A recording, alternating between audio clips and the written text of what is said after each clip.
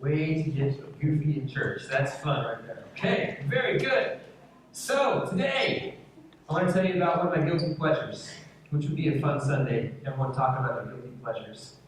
One of them is a reality show that I really like. It's called Last Chance U. It just finished its second season on Netflix. It's about a football program at East Mississippi Junior College that is an intoxicating, electric show. And here's why. It's a Division II college, and it has the record for the most junior college wins in history. 26 straight games, 5 championship, Division II championship, national championships. And here's how they do it. Coach Buddy Stevens, he finds all the Division I football players who didn't make it because of grades or because they got in trouble with the law and they kind of fell off the radar. He goes and finds them, brings them back to football, helps them with their academics, and gives them a second chance to restore their dream. So you have kids from Notre Dame and Texas Tech and University of Alabama, University of Florida, who didn't make it because of those things, but were very talented, capable athletes, and they get a second chance. It's really beautiful. It's a beautiful show that combines explosive personalities. You have these talented, successful student athletes striving for a second chance. And you have this coach who has one thing on his mind: win. And win big. Scores of like 70-7, 96-4, stuff like that. I don't know if you get 4 in football. Whatever. 3.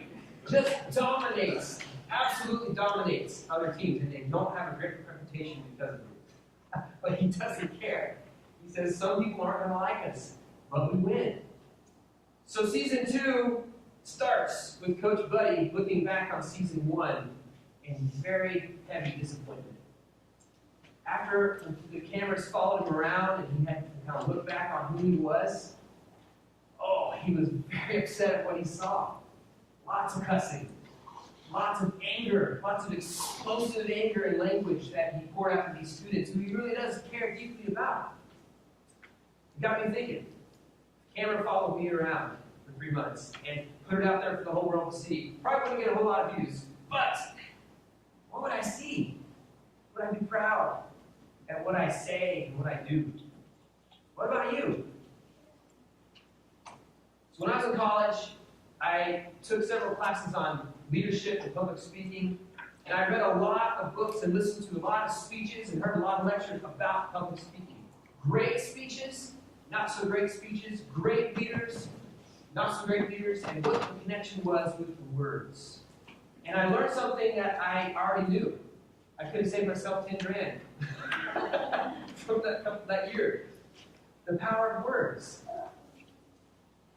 The ways in which the tongue can destroy, the ways in which the tongue can build up. Just like Coach Buddy, I learned that words you use come directly from the condition of your heart. Out of the flow of the heart, the mouth speaks. I even heard of one such leader who paid so much attention to this and was so intensely extreme to this, he instituted a policy in his company. Gossip once about anyone in the company or your supervisor, your leaders, that's your warning. Gossip twice, there's the door. I don't care if you're a leader of an organization, of a department, or you're a janitor, or whatever, you get 2 chances of gossiping and you're done. Very intense, but people normalized to it. It was powerful. He got the point that James is trying to make. James, Coach Buddy, and that CEO would be probably hanging out together. They would understand each other in a real way. The CEO knows you must intentionally protect your culture of your company, and that words can either destroy it or build it up. There is no in between. Our words that we're constantly pouring out are either doing one or the other. They're either building up or they're tearing down. James chapter 3 is a pretty notorious chapter of the Bible. It seems like just saying, hey, just be careful about your words, hold your tongue, watch your temper is not enough. James has to go to some more kind of intense, extreme language and some very interesting analogies to help us sink into his audience a little bit more. He uses these metaphors like a bit in the mouth of a horse, a small rudder on a giant ship, a wild, untamed, aggressive animal, a small spark setting ablaze an entire forest. So I was chewing on this passage this week. God, what do you have to say to me? Where am I falling short with this? What do you want from our congregation this week? And I felt drawn again and again to these metaphors. Something is there, lurking beneath the surface, inviting me in. So, now James starts with this warning to people who teach and preach. Be careful. Not many of you should be teachers. My brothers and sisters, since you know that you will receive a stricter judgment. Ouch! He's kind of odd, you know. Think about it like some person up here is crafting their words throughout the week to deliver them to you or deliver them to us, and for the purpose of growing in the Holy Spirit. It's kind of how I think that's kind of different. Not many other places in life does that happen. And as I was pondering that this week, I felt the weight of it. How important it is to be faithful, not caught in my own ego and whatever. Be faithful to the word before us. So the first metaphor is pretty straightforward. We're going to dive into that one here. The driver of a chariot is controlling the reins that lead to a horse, that lead to the bit that goes into the horse's mouth. A metal bit that literally presses on the tongue of the horse to tell the horse where to go. The metaphor is striking. That little bit is being directed by the chariot driver and pushing on the tongue, and he's controlling the power and the direction and the force of that animal to where it wants to go. Secondly, the rudder of a ship. In our part of the world, this makes a lot of sense. A lot of folks serve in the Navy or in the shipyard. You have this small rudder on the back of the ship, and it's being driven by the captain. The whole ship is being driven by this small, comparatively small piece of metal to the rest of the ship. Each of us will have life happen, right? And each of us will have outside forces. So that's what's different about this metaphor. The captain is controlling the rudder, but an outside force of the wind, the violent wind, and the crazy waves are at play here. Each of us will have life happen. An outside force is trying to get us off track. The person in control of the tongue will get through this violent storm intact. The person without control will have all kinds of damage to the vessel. And then we arrive at the metaphor of the spark setting ablaze an entire forest. James seems to want us to understand this image more powerfully than the others because it's distinctively different than the first two. The first two, there's a rudder and a bit that someone is controlling, that you're in control of. The second is a wildfire, uncontrollable and uncontrolled, setting ablaze everything in its path. When James knows something about this, and he gets kind of stark. In verse 6 it says, "And the tongue is a fire and a world of sin." It's like a jungle. And that tongue by itself, which is among our members, defiles our whole body, and sets on fire the successions of generations, which roll on like wheels, also burning like fire. Defiles our whole body, and sets on fire the successions of generations? Another translation, James says, it sets on fire the course of nature, or the course of your whole life. The tongue somehow has the power to disrupt not only our whole life, but possibly the succession of generations. Geez, James, being kind of dramatic, aren't you? It's like kind of a little too much, maybe? It's just the tongue, man. What are you so freaked out about? If this were the end of the chapter, we'd be left feeling a little bit hopeless. What's the point? This thing is like, we're not in control of it. It's just like controlling us, manipulating our whole life, getting us into all kinds of trouble. Who among us has not slipped up regularly from time to time with our tongue? Gossiping, talking in anger, demeaning another person, racial group, age. Name the gap there. It seems like our tongue and our words are constantly working against us. Let me start about social media. The more I explored this, the crazier it got. James is using the image of fire in several ways here. He's talking about the blazing, uncontrolled forest fire, but also the source of this fire. Do you recall where the source of the fire came from in verse 6 and 7? Hell itself. So imagine you were a new church member in the ancient world, and James is your preacher, your teacher. You're in the synagogue, and you're among all the other believers. And James is teaching, and he's talking about this rudder controlling the ship, this bit in the mouth of the horse, this fire happening here. When you heard that word fire, as an ancient believer, you would connect that to something that we would miss. You would connect that to a place.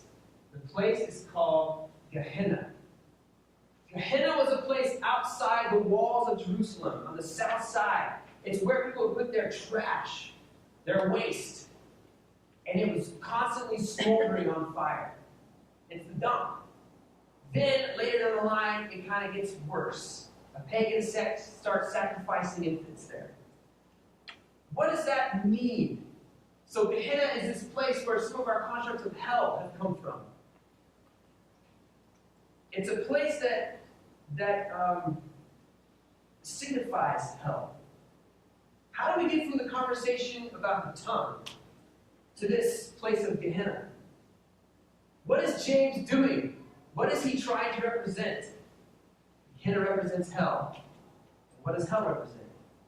Complete absence of God, love, total injustice, pain, death. Friends, this is important. Your words can either come from the valley of Gehenna, from hell, meant to destroy and be used for injustice, or your words can be an instrument of the kingdom of heaven, giving life, springing justice, truth, and love. There is no in between. One final thought on James 3 today. He finishes with 11 verses in chapter 3 focused on wisdom. Though James would agree that gossip can be destructive and that we should watch our words, to say that this is the entirety of what this chapter is about would be false, would not be a complete picture. Perhaps what James is really talking about in chapter 3, the overarching theme is examination, awareness. Ultimately, this chapter is a call from Brother James to examine ourselves closely, focusing largely on our words to determine who we truly are. Perhaps we can control our tongue after all, but to do so will require constant attention, daily examination and awareness to who you are becoming, and who God has called you to be. This quote, this quote came to me a couple years ago, and it's been challenging me and sticking with me ever since. Watch your thoughts. They become your words. Watch your words. They become your actions. Watch your actions. They become habits. Watch your habits. They become character. Watch your character, where it becomes your destiny. I was talking to my dad about this, who's working on his PhD in psychology. He said there's a name for this now, called cognitive psychology. It's now been proven through science that your thoughts and your words literally create your reality. Did you catch that? Your thoughts paint your future. Your thoughts direct your life, your future. And as Brother James reminds us, the succession of generations. That doesn't give you a little bit of a weight. It should. The importance of examining your thoughts and your words on a regular basis among people who love you and care enough to be honest with you is absolutely crucial. If only there was a place where that could happen, what would that place be? What could it look like? Like this! Like church! That's what we're here for! Your thoughts direct your life. your future. The church is called to be a place of people who come together to look deeper at those places and be a place of examination and awareness. I want to introduce you to something called covenant discipleship groups. Imagine 4 or 5 people getting together regularly to love and serve God, pray together, love each other, laugh together. Laugh together and eat together. Imagine that our church is made up of 15, 20, 30, 40, 50 of these kind of groups. Small, committed bands of believers. Imagine every time we get together in this group, we're thinking about what our thought life has been since we met last. Have our words been coming from a place of goodness or a place of destruction? Are we getting addicted to anything in our lives? Are we pursuing God with all we are? Are we working with the Holy Spirit in our lives to pour forth love and truth in our world? And imagine Sunday mornings become a celebration and a reporting of all of these groups. Much more than any kind of obligation to attend, Sundays become a celebration of transformation. We sing songs thanking God for the saving of someone's life as they've been turned around from an uncontrolled wildfire. We come to the community hungry for more of God. We come knowing we are known deeply and truly by our sisters and brothers. And we come honestly with our struggles and failures. Imagine the passion, grace, the vision, the honesty of such a gathering. Friends, this is how Methodist revival began over 300 years ago. This is what it was about. It was a revival that swept the land like a wildfire, but a wildfire of truth, of reconciliation, of peace. We stand on the shoulders of believers in our tradition that pursued this kind of examination and awareness, this kind of covenant discipleship group together. That was simply what church was for them. Sunday mornings were important, but not the main point. What are we going to do with this? How much are we willing to allow the Holy Spirit to change us and use us for change in others' lives? How much are we willing to be known? My friends, may God increase our desire and opportunity together to watch our thoughts, for they become our words. Watch our words, for they become our actions. Watch our actions before they become our habits. Watch our habit because it becomes our character. And watch our character because it becomes our destiny. Thanks be to God.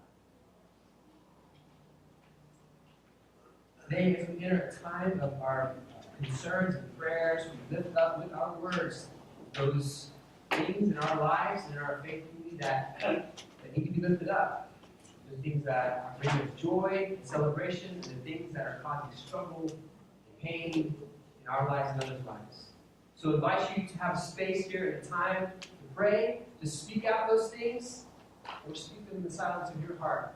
And when someone says something, we'll say together, Lord, in your mercy, hear our prayer. Let's pray.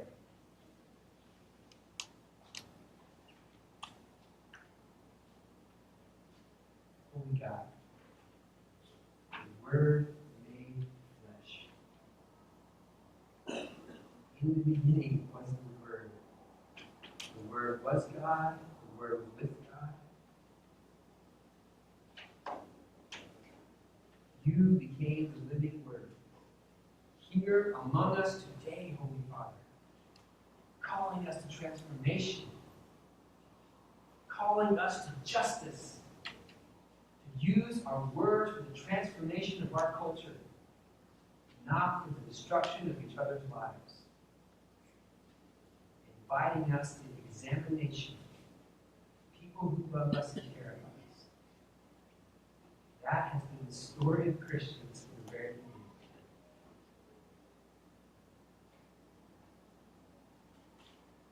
Holy God, awaken the desire of the church today.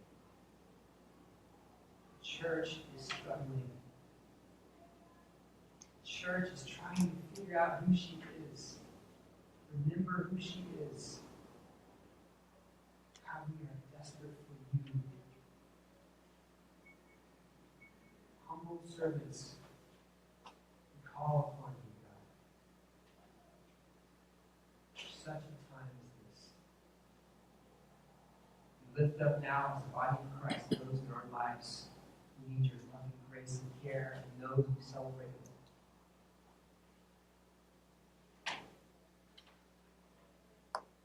Heather Goff, Lord, in your mercy, hear our prayer.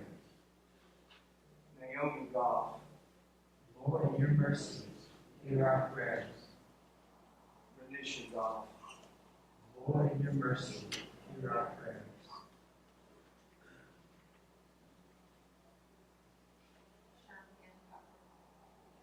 Lord, in your mercy, hear our prayers.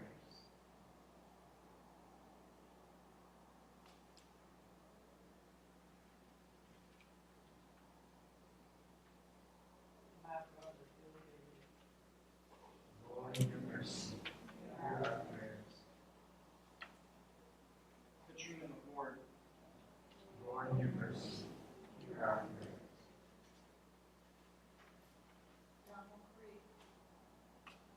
Lord, in your mercy, hear our prayers.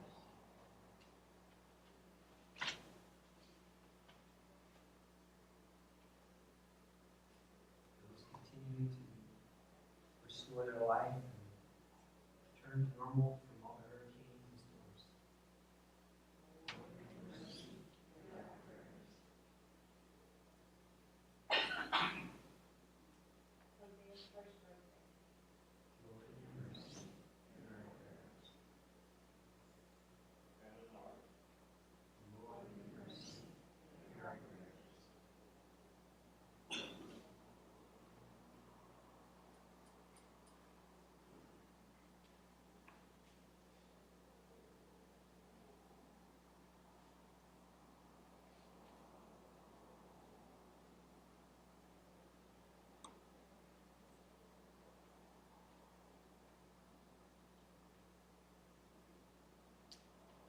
Is it not amazing that when God said, hey, you think of all the words you have, these are the ones that I'd like you to pray every day. As these words have been prayed for centuries, since that night in the upper room where the disciples gathered together, wondering what to do next. We pray the prayer you taught us to pray, saying, Father, who art in heaven, hallowed be thy name. Thy kingdom come, thy will be done, on earth as it is in heaven. Give us this day our daily bread, and forgive us our trespasses, as we forgive those who trespass against us. Lead us not into temptation, but deliver us from evil. For thine is the kingdom, power, and glory, forever. Amen. We're now moving to our time.